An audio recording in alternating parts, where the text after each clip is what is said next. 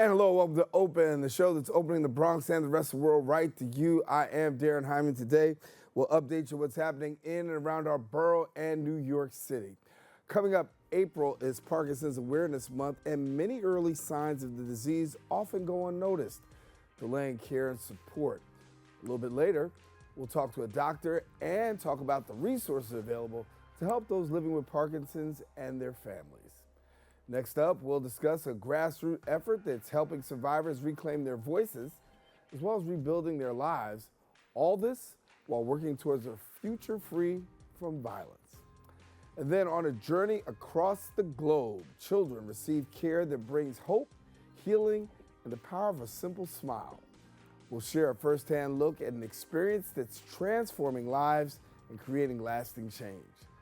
And then lastly, we'll sit down with a rising actor from Harlem who's making his mark on the screen. We'll talk about his journey and what it took to get his break into the world of acting. So stay tuned because all this and much more is heading your way. Right now, we're officially open.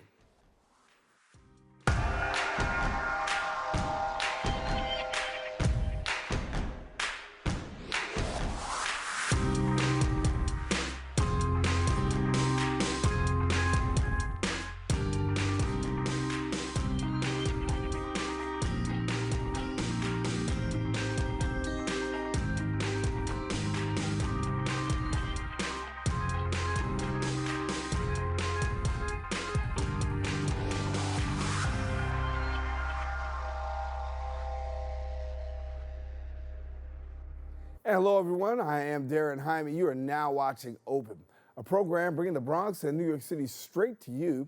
You can stay connected to us on all of our social media platforms at Bronxnet TV. Some things have been going on throughout the past week. We'll take you through it with some Bronx updates.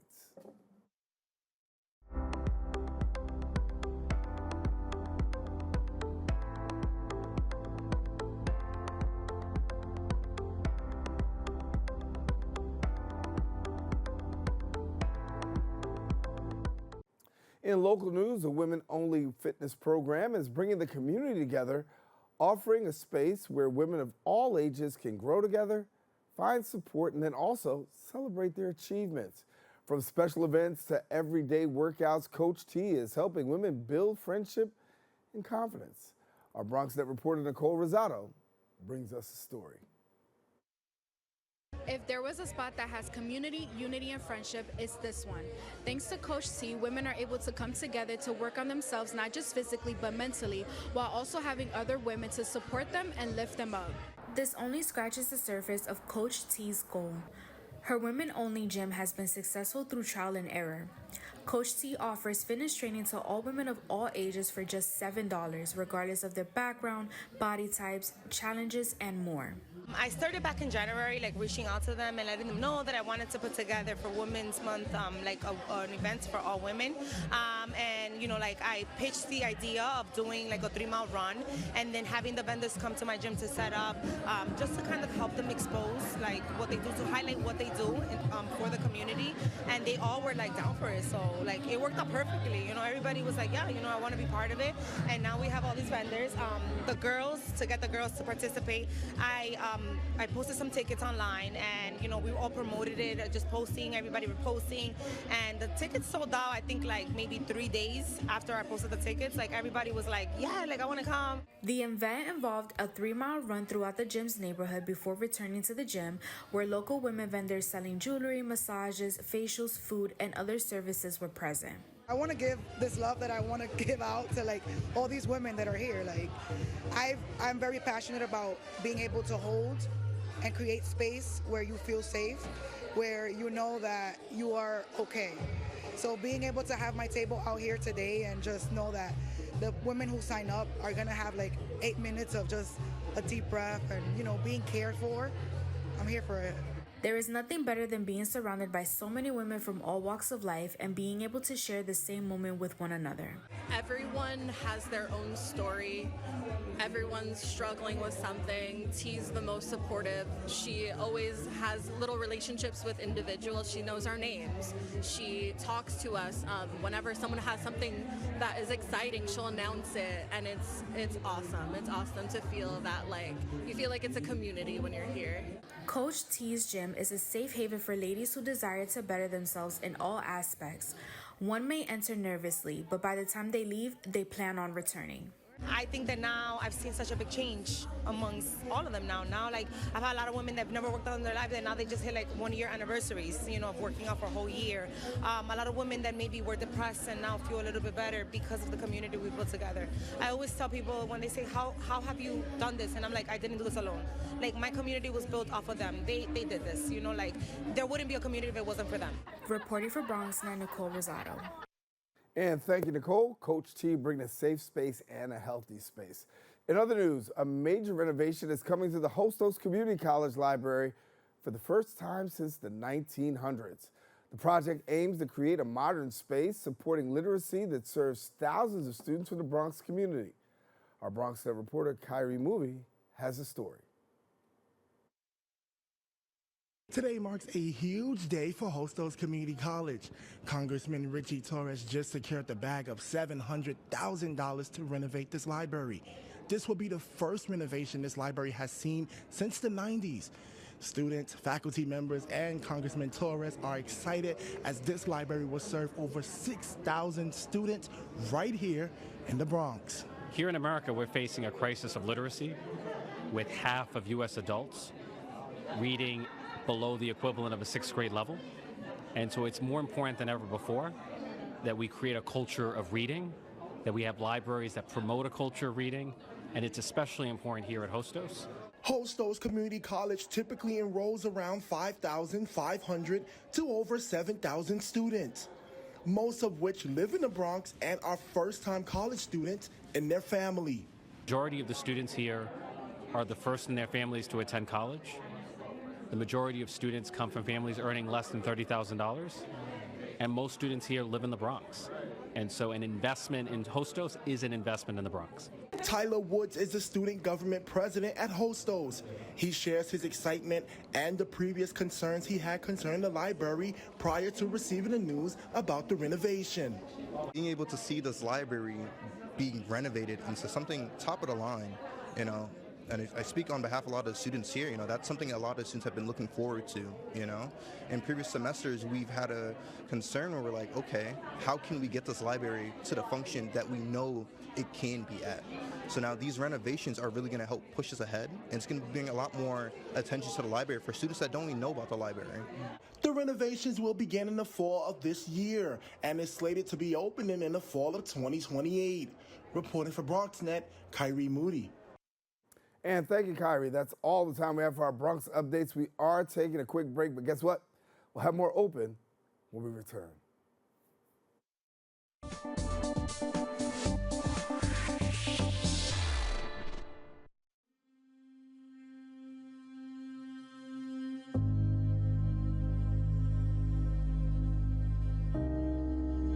Only 57% of New York City high school students are college ready by their senior year.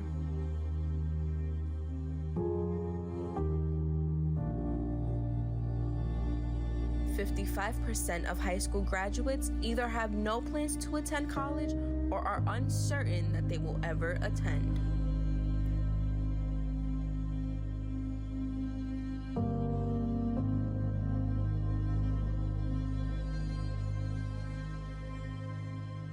"34% of young adults don't go to college because they can't afford it.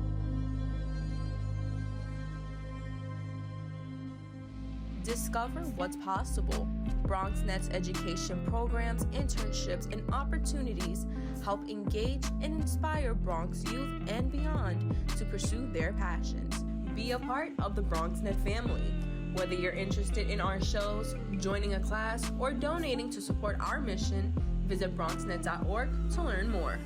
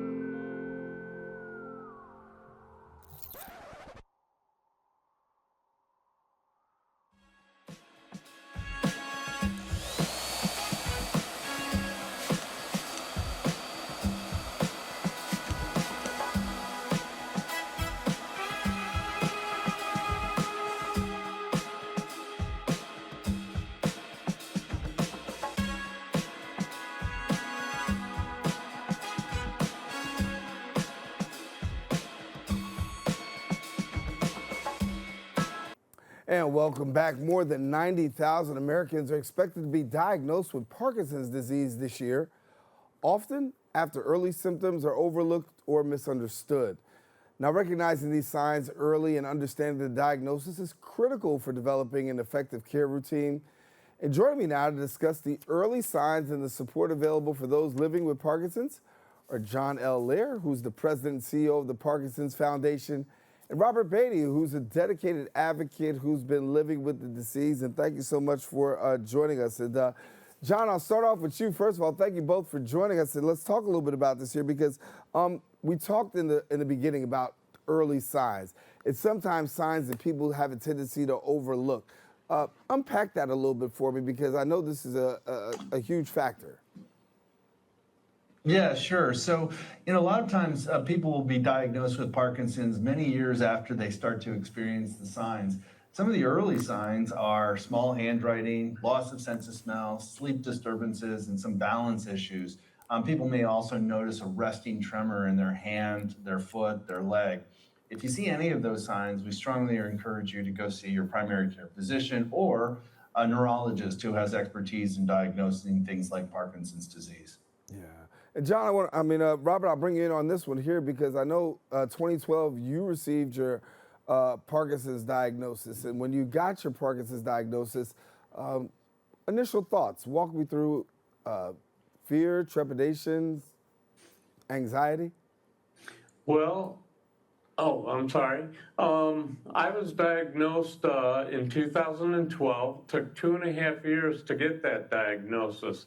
At first, my primary care physician had said, "You're just growing old. You need to stop worrying about things." And turns out that after chasing it for 2.5 years, I was diagnosed with the disease. Since then, I took an active role in managing my health. And the first thing was that I chose to believe the diagnosis, but not the prognosis. The prognosis was up to me. Additionally, I took an active role in my health. When I was diagnosed, I decided I wasn't going to define my life, so I chose a positive mindset and partnered with the Parkinson's Foundation and assembled a strong care team and developed an exercise plan, which helps me with mobility, balance, and my overall well-being. And as you look at that mobility plan, how key and how critical was that for you in terms of turning some things around? It's been very critical. Exercise is one of the most proven areas to improve Parkinson's symptoms and overall well-being.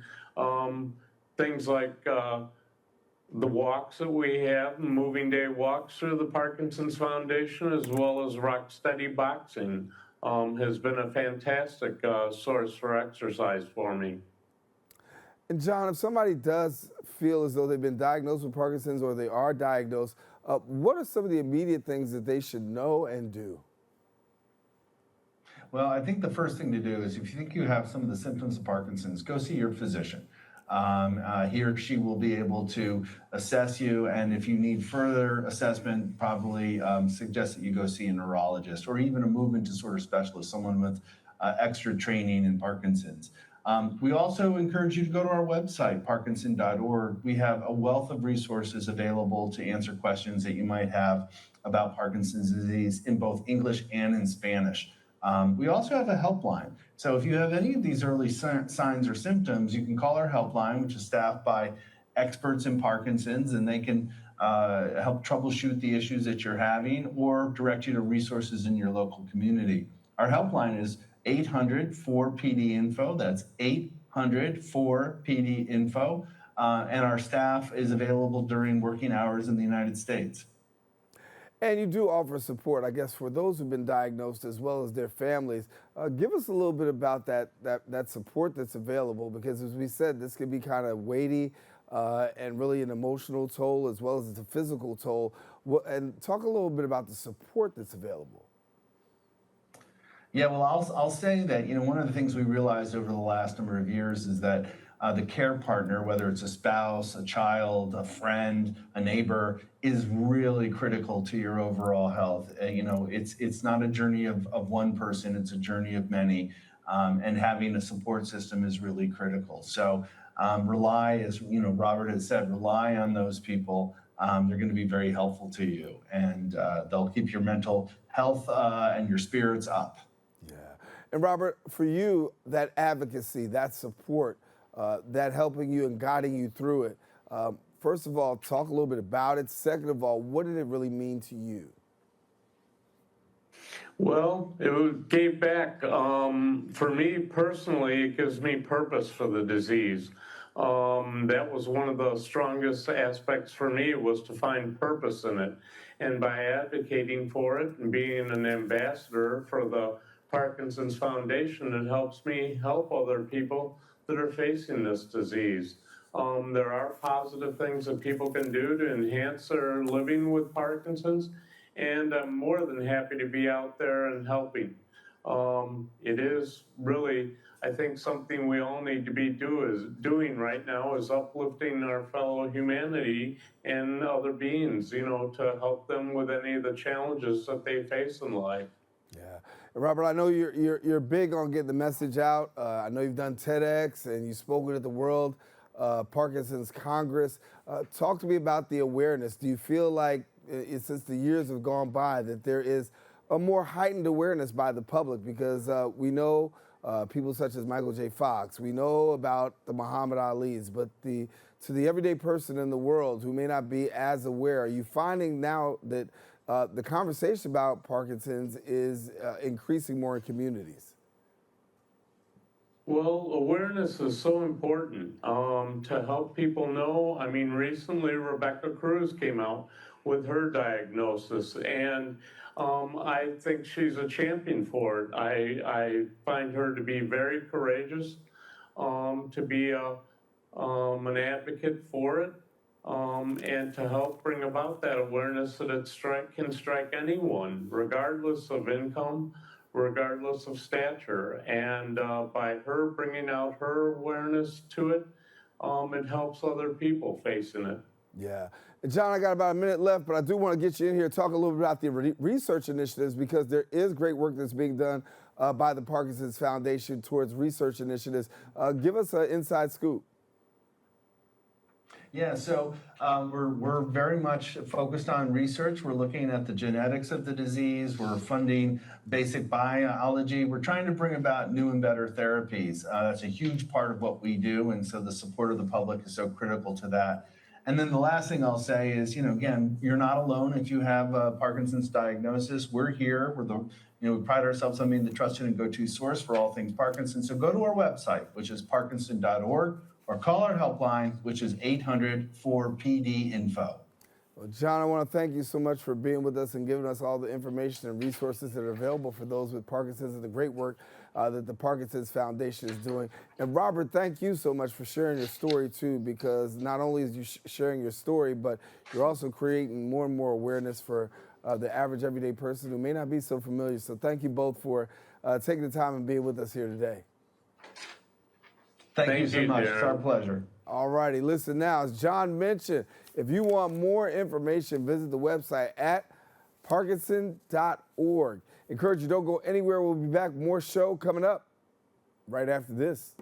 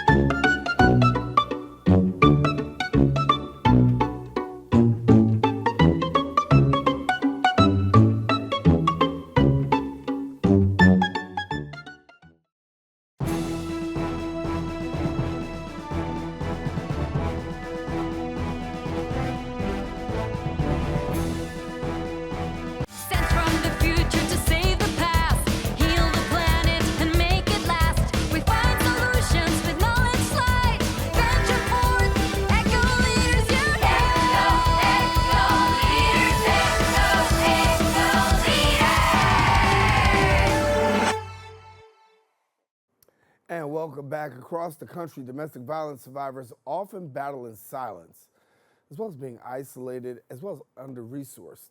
Now founded in 2022, Healing Through Unity is bringing awareness through education, advocacy, and community care. We take a look back at our conversation with the founder of Healing Through Unity, Estela Starr.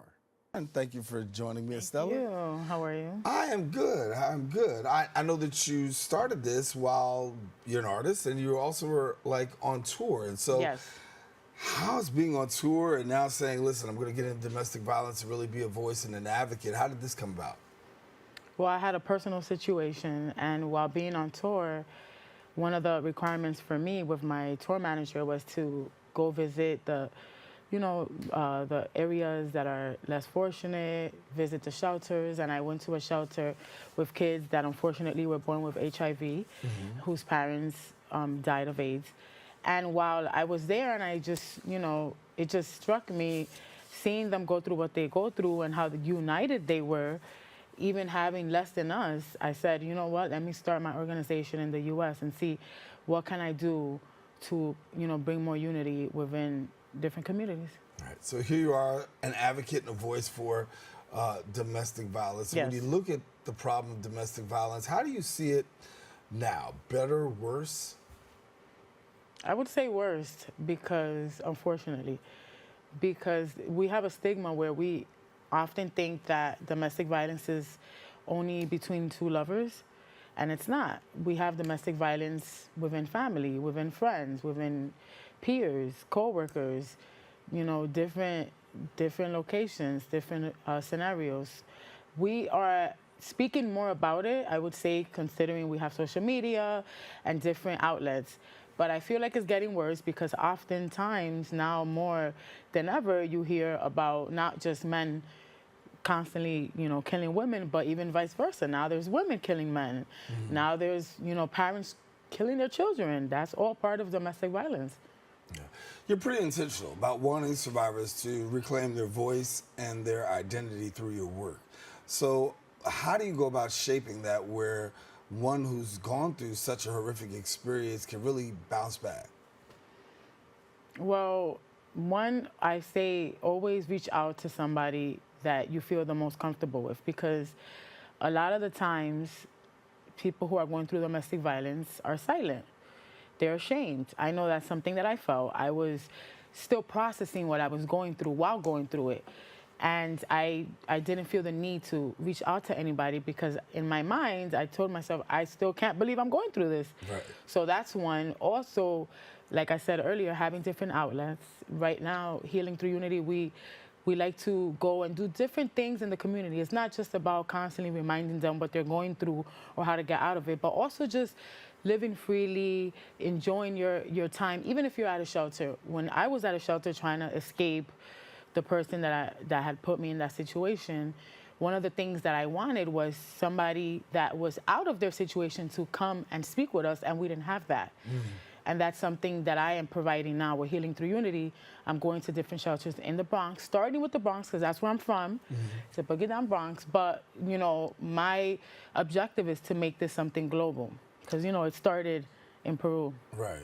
When you come across those persons and you talk about having those conversations with survivors and really being able to open up, there's a tremendous amount of trauma on their side, right? And you talk about you being that person that's the trustworthy person, right? The credible messenger.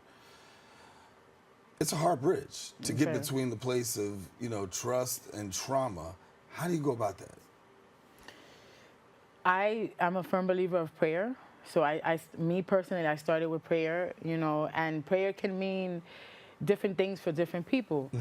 But I think just trying to find a way to heal, even if it's on your own first, because that's what happened with me.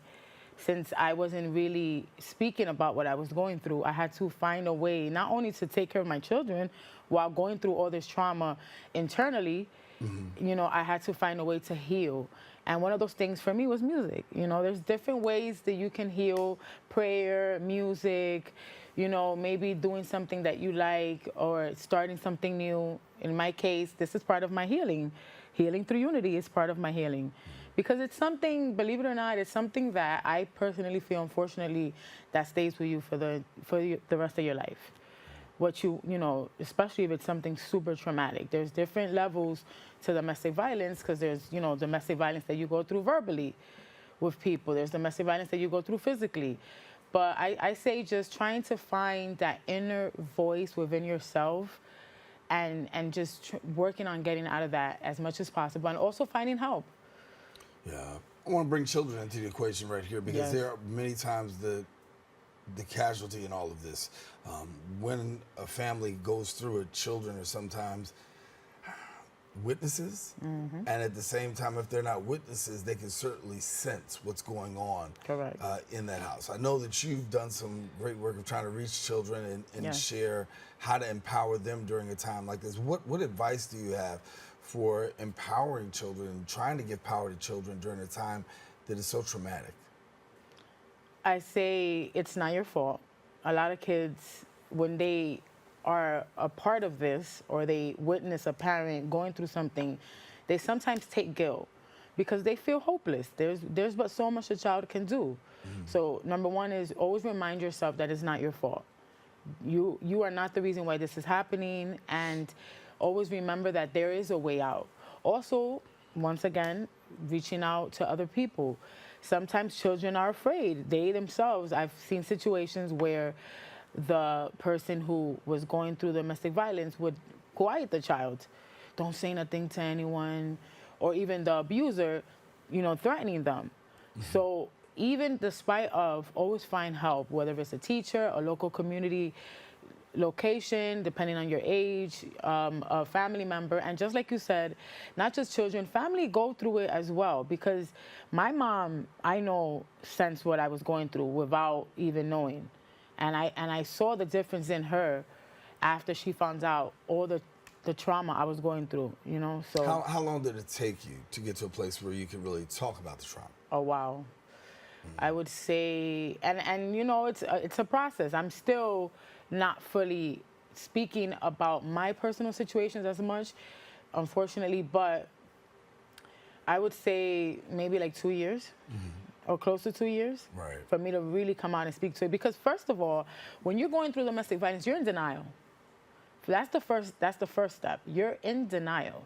You're finding a whole bunch of excuses for this person, because remember, you're in love with this person, depending on the domestic violence that you're going through. If it's like in my case, it was the father of my son, my youngest son, unfortunately, you know, and you're still trying to process what's going on, because a lot of the abusers, they don't come at you looking like an abuser. They come at you looking like the opposite. You know, they're like your whole world.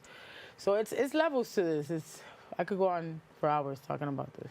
And it's just, you said it perfectly though. There's levels to it, right? But how long did it take you to get to a place where you could be free and at the same time comfortable now to go back and say, listen, you know what, I could share some, like, even though I can't tell everybody everything, I could share to a place that I can empower somebody else?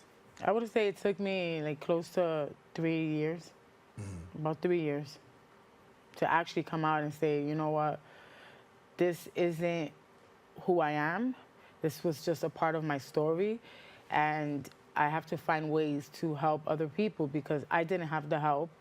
Of course, one of the reasons was because I didn't speak about it as much, and that's why I always encourage people to speak about it and find ways to connect with other people. Do you feel free now?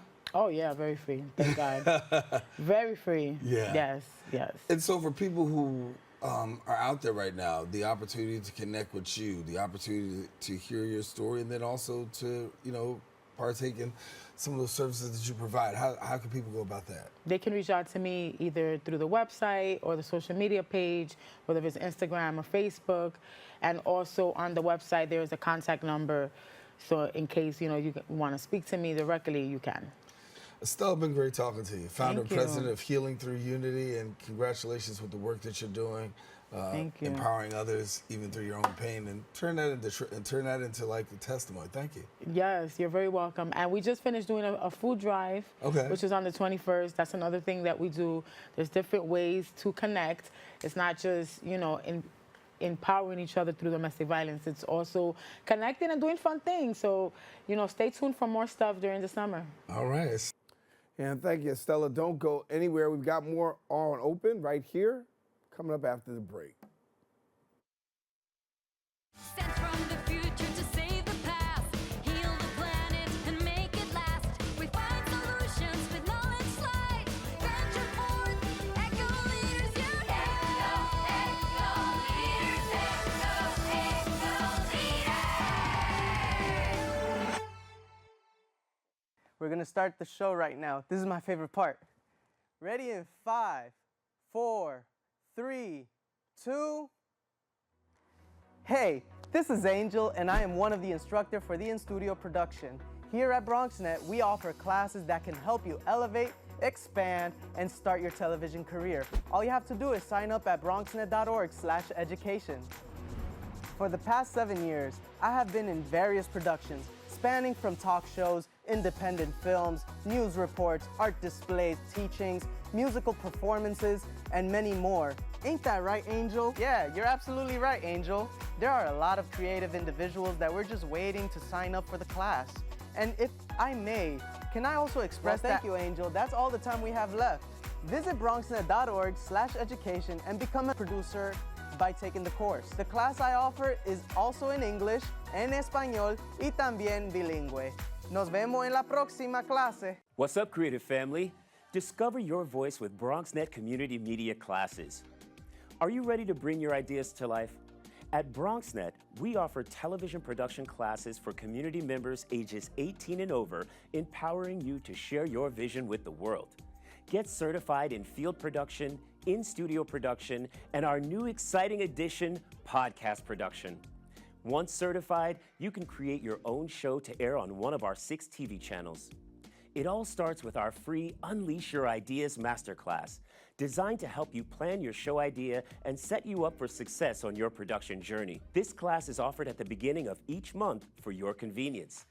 Our dedicated Bronxnet team is here to support, encourage, and uplift you every step of the way. Join us and become a part of the creative force that engages and inspires the Bronx community and beyond. Sign up today and start your media journey with Bronxnet. Visit bronxnet.org/education to learn more and register. Let's create something amazing together. And welcome back. Across the globe, children born with cleft conditions face challenges that can affect everything from eating and speaking to simply smiling with confidence. Smile Train is changing that by providing free and comprehensive care that brings hope, healing, and the tools to thrive. On the recent journey of Smile's trip to Mexico, some participants witnessed firsthand the impact of this work and the powerful stories of children and families whose lives are being transformed. And joining us to share a little bit more about his experience in this trip is Johnathan Hornig, and he is with us, and we're glad to have him. He's with the Director of Wellbeing Services at Hudson Valley, and we thank you so much for joining us. Thanks for having me. So, as we think about your trip, first of all, let's say before you took the trip, what were your expectations? My expectations were to use some of my privilege as someone who is cleft affected, who also has a child who is cleft affected and a father who is cleft affected, to go and speak with folks that may not be exposed to what it's like to have an adult looking healed and part of the recovery process. I just wanted to represent what the possibilities might be. Yeah. So when you say cleft, there may be some people out there who are not familiar. So walk us through a little bit about the cleft. Cleft is a birth when a child is in utero. Either the tissue of the lip or the palate or the palate do not fuse together, and they are born with this either unilateral or bilateral opening in their face. So it requires quite a bit of surgery. Yeah. And for yourself, being able to be a part of this and watching, people be able to be transformed literally through this, walk us through a little bit about this process. Well, it's amazing. I just flew back last night, so I'm a little jet lagged, but being over in Mexico was such an amazing opportunity because it's such a grassroots, fundamental component to helping humanity feel whole. And when I say whole, I use it kind of broadly because we're in one big community, and we really deserve to feel connected and have everybody know that we all are one heart, one smile. Yeah, and I've seen some pictures. We just saw some pictures of you out there in Mexico, taking the opportunity to really be with families and help families, with this process. What's it like having a person who's dealt, now coming over to Mexico and being able to share not just story, but experience? What was that like in being able to translate that for people on the other side? Well, yeah, it's amazing because Smile Train offered this opportunity, Journey of Smiles, for anybody who's a volunteer, a donor, or anybody who's just curious to see what it's like outside the U.S. And we're in 75 different countries, and since 1999, provided over 2 million free surgeries. So to go to this rural village and meet these people who did not understand what Cleft was. So when their child came out, all they saw was the child's face was split. And many other people in the village would say they were cursed, shun them, keep them away, sometimes throw rocks at them. Seriously.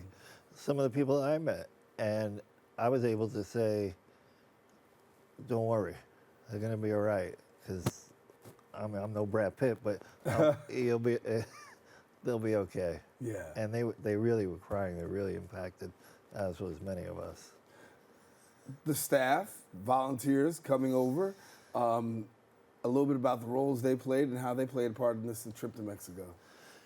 It's amazing because Smile Train connects with globally, clinics all over, and their motto is teach a person how to fish so they never go hungry. It's a similar concept with the medical model.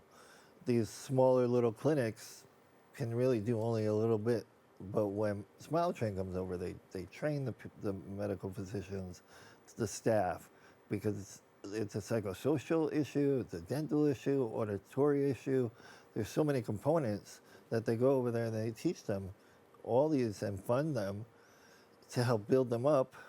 And the one clinic that we were working with, she first opened, she had one person. 3 months later, she had 93.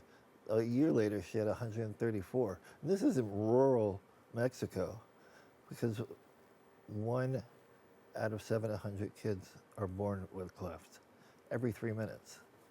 So it's so important to get into these rural areas and show them there's a healthier way to live. For yourself, obviously, it's got to be the ultimate rewarding experience, bringing your personal experience and then also your professionalism. Right. So when you think about the experience, what impacted you most? I would have to say going into these families' homes and dropping into my heart and listening to them, and then being able to share from my heart to theirs and let them know that we are one. We're not separate, we're all together. I may live in New York, you may live here, but we're all connected. Yeah. And for yourself, you were sharing a little bit about the journey, right? There's a time when self-esteem is affected. Yeah. There's a time when you're questioning yourself and even, how things are going. What was the turning point for you? Yeah, it was about 10 years ago. I got to that point where I wanted to take my own life. And I had to get to that point where I said, hey, I'm worthy. I'm worth living. There's so much more to me. And I had to get in touch with that, what I call cleft rage, because I carried it with me. I'm 56 now. But it was about maybe 2 or 3 years ago into my healing that I found Smile Train. And being part of that community, is life-changing. They have given me the opportunity to see my own beauty from the inside out. And I'm very much a part of their world, and they're very much a part of my world. And that's really been a huge turning point for me. Did you ever think that, your experience, your life would have global impact? No, I barely thought I would get out of Mount Vernon. No, I really didn't think so. I was so isolated. What happens sometimes when you don't have that psychosocial component to deal with the cleft and being othered, you tend to internalize and isolate. And that's what I did for many, many years. And yet, being a part of such an organization broadens the whole perspective. Right. And it offers you the gift to be able to be out there and make a difference and make some noise. Yeah. So Johnathan, here you are. You're bringing the resources. You're alongside people who are bringing resources to help people out. In your own personal life for a while, did you know of potential resources that were available, or did you just feel like you were definitely on the island by yourself? Yeah, I grew up alone. I didn't know anything about it. Even though my dad had cleft, he was born in 1943, and it was very different. And he was there. He loved me, supported me, but nobody else had what I had. I thought I was the only one aside from him. And so growing up, I was bullied, ostracized. They called me hockey because they said I looked like I got hit in the face with a hockey puck. So that kind of stuff really led me to go down some dark roads. And had I had, and I was saying this yesterday, had I had this community, my life would have been incredibly different because I see the benefits now. I'm sitting here with you, sharing my story so openly with such strength and pride. Yeah. Pride in this face, never thought it would happen. I would pray that they would come and take my head away and give me a new one. Look at you, Brad Pitt is right here with me. Yeah, so we're rocking together. Listen, that's a good thing. Oh, you talked about the value of community, right? Yeah. And so, what does it really mean for you right now to be able to say for years as a person that didn't have it, now to have it, and then not even just now to have it, to be able to share it? Yeah, it's really walking the talk and really embodying what it is to feel whole and then extend that out and to meet people my age who have very similar stories. We get together. There's Smile Train has something called Cleft Con. It's like Comic-Con, but Cleft Con. We all get together once a year. We're going to Phoenix in July, and we're all going to get together and do workshops, and that's unbelievably fills that tank and helps sustain me and keep me going. Yeah. So for people who want more information, how they go about finding out about Smile Train and the work they do? Yes. SmileTrain.org. It's definitely the best resource because not only is it educational, but it also gives you stories, videos, and it really does offer, they're very transparent. I've been around a long time. I've been a social worker for a very long time. I've seen agencies that are not up to par, but I will tell you, Smile Train is one of the most eloquently run organizations I've ever met.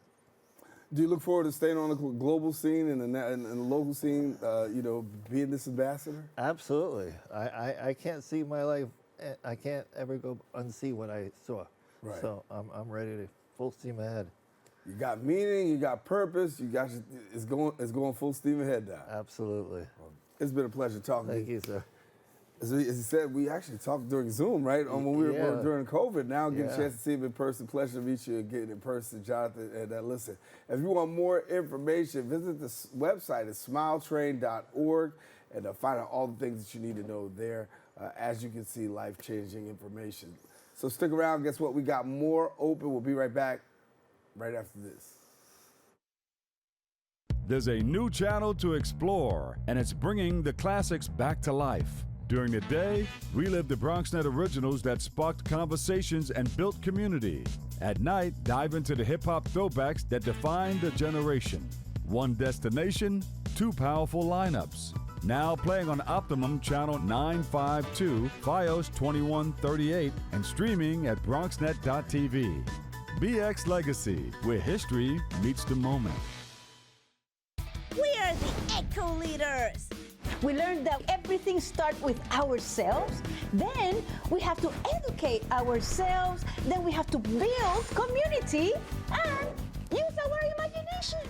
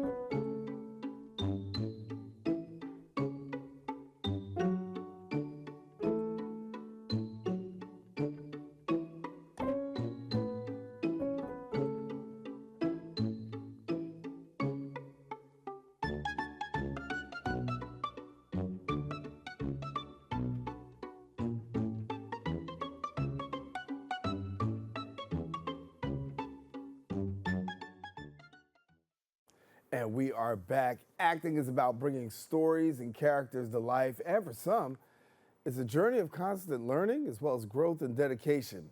One emerging actor from Harlem has been steadily building his career. Passionate about his craft, he continually hones his skills through online acting classes as well as finding inspiration and applying training to everyday life. That goes to both on-screen as well as off-screen. And joining us now to share more about his journey and work is an actor. We are pleased to have Christian Gunn. Thank you so much for being with us, bro.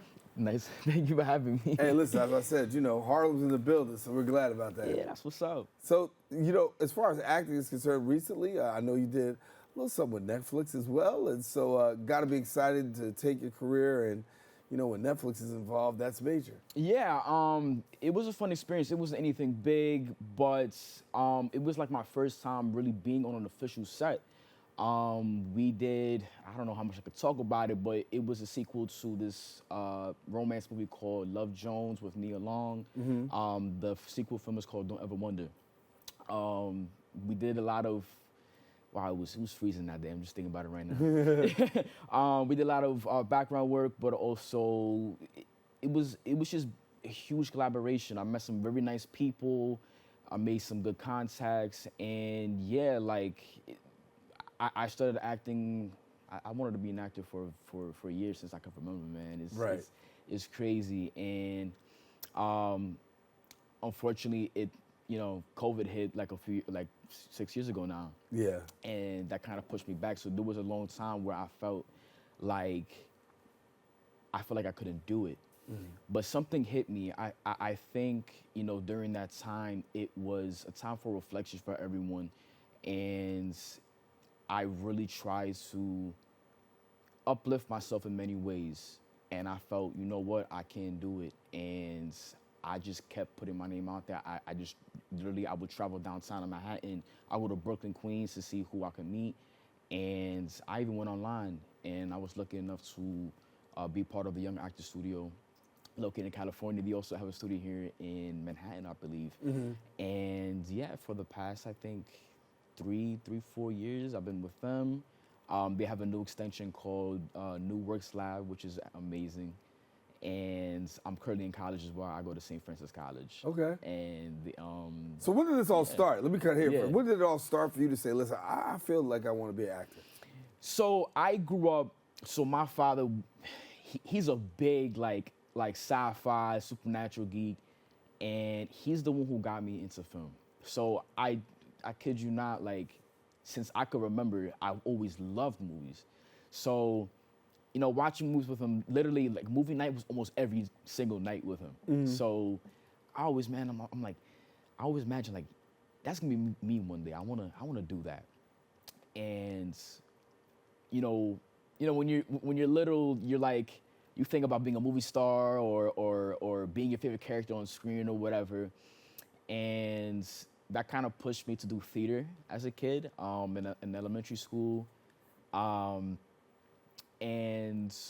yeah, I ever since then, that was it. I just always loved movies, man. I love movies and TV shows, really. Yeah. And that's just... And the grind. I mean, obviously, I mean, I've had, you know, friends and family who've been actors, and I know that every day, it's always, you're getting up, you're working on your craft, even when you're not, when you don't have a contract, when you do have a contract. What's that grind like for you? So, okay, so for me personally, I literally, so off the wig, I feel like I'm doing it every day.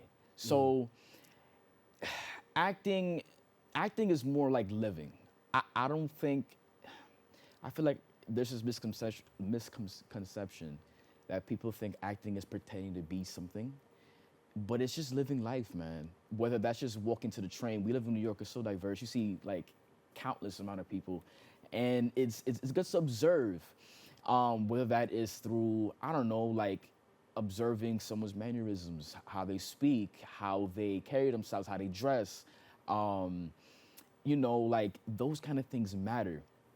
And I try to, as much as I can, I try to read as much as I can as well, because I feel like reading is very good, because it makes you think on a deeper aspect in terms of layers as a person.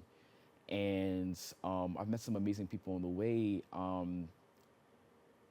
Those acting classes really did push a lot. And I think what it is that as an actor, especially when you're on the grind every single day, like you're trying to hone that craft and develop that, you start to become maybe a little demotivated because you may not be around people who share those same interests. Right. Or maybe, I'm not getting anywhere. It's... Do you watch films to enjoy them, or are you watching them now to study them? Because that's the big thing. Both. I always say off of first watch, enjoy it. But second watch, I'm a critic. Like I analyze it and then I'll study it and see how that goes. And who do you study? Who do I study? Yeah. Like, so a specific actor. I love Denzel Washington. I really do. I love Denzel. He's so cool. I've always loved him, and I love the way that he utilizes like the area that he's in. Like he moves a lot. He's very like the way that he speaks and the way that he sets himself in an environment. He does it like in such a dominant way to me, and to me that's inspiring. Especially as a colored folk from from the city. It's just I love it, man. It's just it's cool. It's cool. You picked the star guy to really look That's at. the man right there, Denzel. Yeah. And what's the biggest thing you learned from him so far? The biggest thing? Perseverance. Okay. Perseverance. I love the fact that like he's, especially when I watch these interviews and how he speaks to his co-stars, and like he really does show like perseverance is everything. It doesn't matter where you're at in life, whether you are an actor or not. Like perseverance is key to everything. You'll go through it, but you will pass.